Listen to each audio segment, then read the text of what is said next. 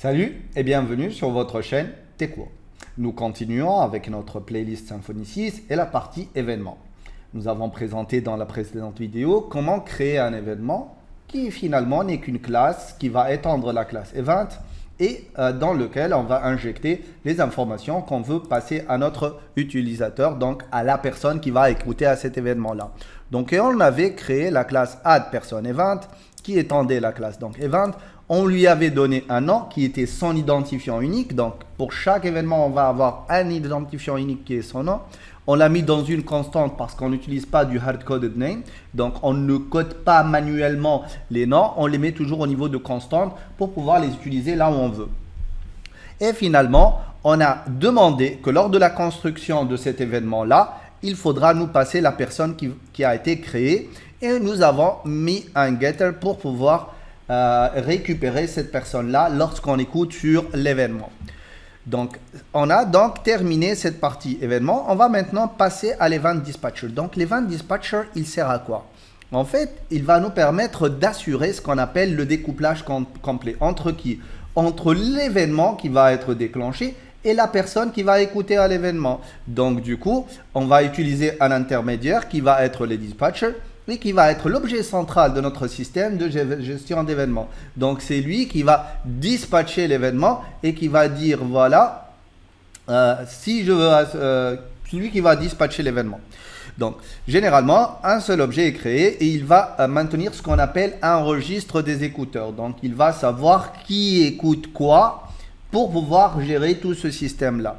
Et donc, si un événement est dispatché, il va notifier l'ensemble des personnes qui sont intéressées par cet événement-là, qui sont les écouteurs, et il va leur dire, voilà, cet événement a été dispatché, voilà l'objet event, et voilà les propriétés qu'il y a à l'intérieur de cet objet-là. Et donc, pour pouvoir récupérer l'objet Event Dispatcher, parce que c'est lui qui va nous permettre de dispatcher un événement, il suffit d'aller l'injecter. Donc, on va injecter quelque chose qui s'appelle Event Dispatcher Interface. Donc, si on veut modéliser notre système, nous, on veut dire à tout le monde qu'on a ajouté un utilisateur, une personne a été ajoutée. Donc, il nous faudra, là où on a besoin de cette information-là, là où se passe cet événement-là, d'aller dispatcher notre événement. Du coup, on va aller injecter un objet de la classe Event Dispatcher Interface. Et cet événement de la classe-là, elle va posséder une méthode qui va s'appeler dispatch.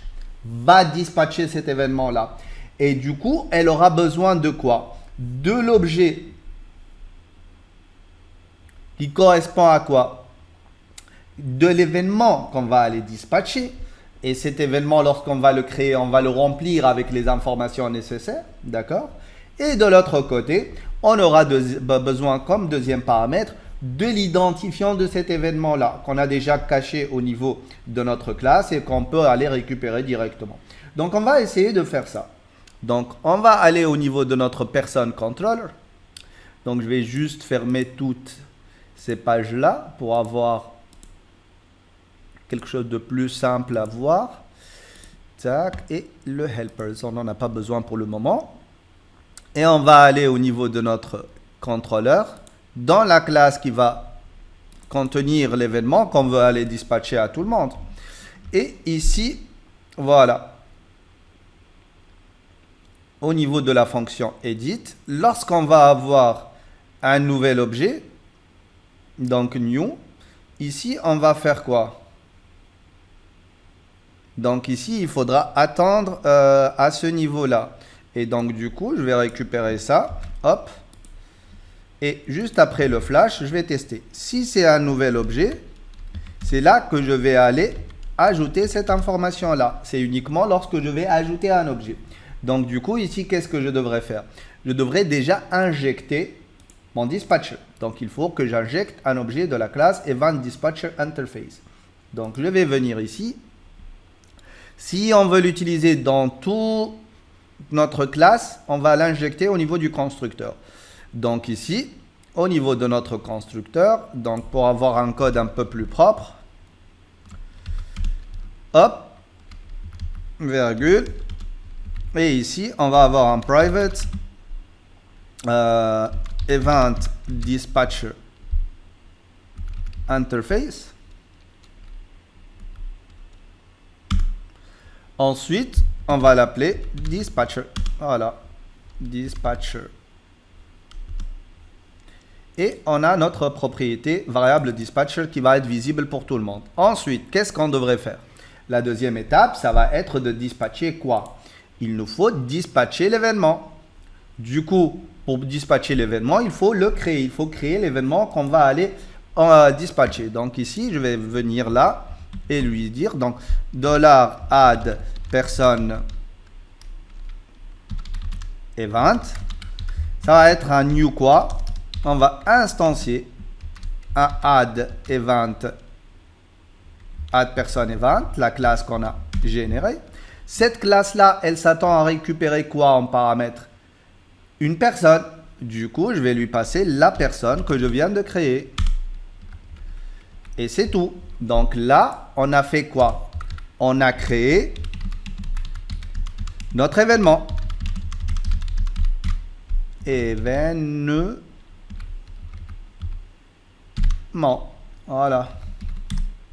Donc, on a créé notre événement. Il suffit de faire quoi maintenant? On va le dispatcher. On va maintenant dispatcher cet événement. Pour que toute personne intéressée par cet événement-là aille quoi? Aille récupérer l'événement avec son objet personne et qu'elle fasse le travail qu'elle veut faire. Donc ici, on va lui dire $this flèche mon dispatcher. Qui est le dispatch? Je l'ai appelé dispatcher, non? $dispatcher. Pourquoi il me dit dispatch? Donc $dispatcher. Et là, je vais appeler ma méthode dispatch.